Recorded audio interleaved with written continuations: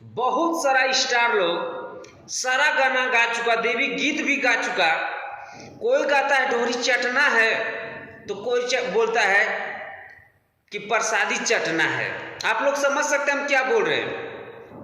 भाई हमारे power star Pawan Singh का अब एंट्री हो चुका है और हमारे पावर स्टार पवन सिंह का बहुत सारा गाना का ऑडियो वीडियो सब शूटिंग और रिकॉर्डिंग कंप्लीट हो चुका है। और अब सिर्फ बारी है हमारे पावर स्टार पवन सिंह का फैन सबको बेसब्री से इंतजार था कि हमारे पावर स्टार पवन सिंह को आखिर हो क्या गया है कि हमारे पावर स्टार पवन सिंह का सॉन्ग आ ही नहीं रहा है।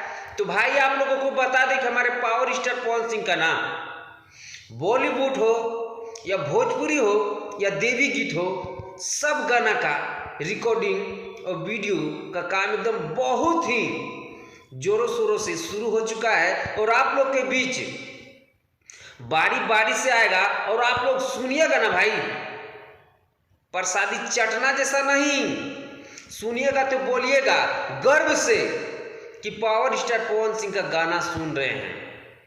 अश्लीलता नहीं गाता है पावर स्टार पवन सिंह। अभी विरोधी लोग ना कुछ नहीं बोलेगा क्योंकि उसका बाप ही गा दिया है अश्लीलता, तो क्या बोलेगा।